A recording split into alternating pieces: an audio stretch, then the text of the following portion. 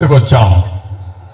Knowledge ఎకానమీలో pharma కానీ biotechnology కానీ ఏ సెక్టర్ తీసుకున్నా నాలెడ్జ్ ఎకానమీ కూడా ఐటీ బ్యాక్ బోన్గా తయారైంది. ఈ రెండే కాకుండా నేను ఆ రోజుట్లోనే నేను ఒకటి ఆలోచించాను.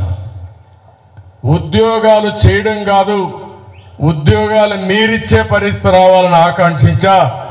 అందుకే ఆంటర్‌ప్రెన్యూర్స్ని ప్రమోట్ చేశాం.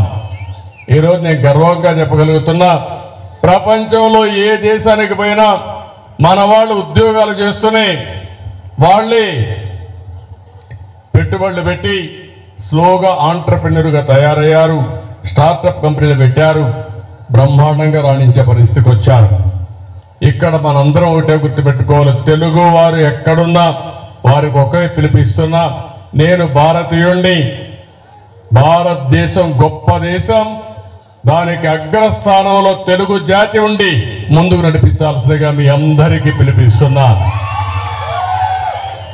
ఒకప్పుడు మనం ఆలోచించడం, ఆ ఆలోచన విధానం థింక్ గ్లోబలీ యాక్ట్ లోకలీ. ఇప్పుడు నేను ఇస్తున్నా థింక్ గ్లోబలీ యాక్ట్ గ్లోబలీ. ఎందుకు నేను మాట్లాడుతున్నానంటే, లొకేషన్ అనేది సమస్యే కాదు. నువ్వు బెంగళూరులో ఉండొచ్చు, వాషింగ్టన్లో ఉండొచ్చు, లేకపోతే ఆంధ్రప్రదేశ్ రిమోట్ గ్రామంలో ఉండొచ్చు, కానీ నీకు నాలెడ్జ్ ఉంటే, లీడర్షిప్ ఉంటే ప్రపంచం మొత్తం సేవలు అందించే నెట్వర్క్ డెవలప్ చేసే శక్తి తెలుగు జాతికి ఉందని మరొక్కసారి తెలియజేస్తున్నా. అది మీరు చేసుకోవాల్సిన అవసరం ఉంది. అందుకని నా ఆశ అంతా కూడా భారతదేశానికి ఒక పెద్ద ఆస్తి. ఇనిషియల్ మూవర్స్గా మనం టెక్నాలజీలో ఉన్నాం. 2, రిఫార్మ్ వల్ల పెద్ద ఎత్తున భారతదేశానికి సంపద సృష్టించే అవకాశం, నాలెడ్జ్ ఎకానమీ పోయే అవకాశం వచ్చింది. 3, మనం ఊహించిన విధంగా డెమోగ్రఫిక్ డివిడెంట్ ఇండియాకు వచ్చింది. ఈరోజు చైనా చూస్తే మనకంటే పోటీ పడినా అక్కడ ఏజ్డ్ పాపులేషన్ ఎక్కువ ఉంది.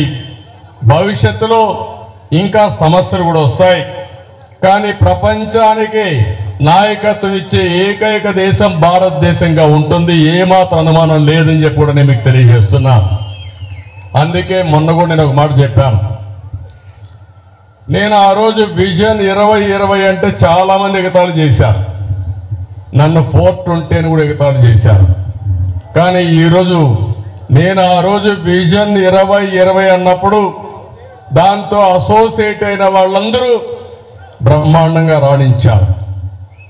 ఈరోజు 2047కి భారతదేశం 100 సంవత్సరాల స్వాతంత్రం వచ్చిన సందర్భంగా ఉత్సవాలు జరుపుకుంటున్నాం. ఆ సందర్భంగా నేను ఒకటే పిలిపిస్తున్నా, ప్రపంచంలో ఎక్కడ భారతీయులున్నా నెంబర్ 1 కమ్యూనిటీగా ఇండియన్స్ ఉంటారు. దాంట్లో 30% తెలుగు వాళ్ళు ఉంటారు.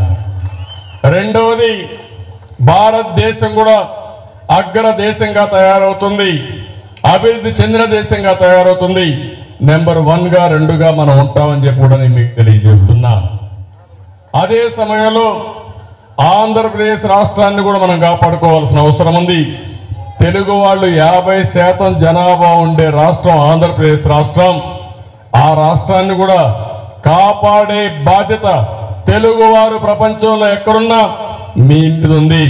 దానికి నేను పూర్తిగా పోరాడతా. నాకు మీ సహకారం కావాలని చెప్పి మిమ్మల్ని మీ అందరికీ విజ్ఞప్తి చేస్తున్నా. ఒక్క విషయం మీరు గుర్తుపెట్టుకోవాలి, పబ్లిక్ పాలసీ అనేది చాలా పవర్ఫుల్ వెపన్. ఈ దేశానికి ఆర్థిక సంస్కరణలు వచ్చిన తర్వాతనే దశ దిశ మారింది. అదొక పాలసీ ఆనాటి ప్రధానమంత్రి పివి నరసింహరావు గారు అడాప్ట్ చేశారు. అది అయిన తర్వాత ఐటీని ప్రమోట్ చేయాలని ఒక పబ్లిక్ పాలసీ తీసుకున్నాం. ఈరోజు మీరు అందరూ బెనిఫిట్ అయ్యారు. ఇవన్నీ మీరు చూసినప్పుడు ఏ పాలసీ అయినా సరే, ఇప్పుడు రోడ్లు కావచ్చు, ఎయిర్పోర్ట్లు కావచ్చు, లేకపోతే అగ్రికల్చర్ కావచ్చు, లేకపోతే ఎడ్యుకేషన్ కావచ్చు, హెల్త్ కావచ్చు, వీటన్నింటిపైన వచ్చే పాలసీల వల్ల సమర్థవంతంగా మనం అమలు చేయగలిగితే బ్రహ్మాండంగా ముందుకు పోయే పరిస్థితి వస్తుంది. ఈరోజు మనం అందరం 21st సెంచరీలో ఉన్నాం. 21వ సెంచరీ నాలెడ్జ్ ఎకానమీకి నాంది.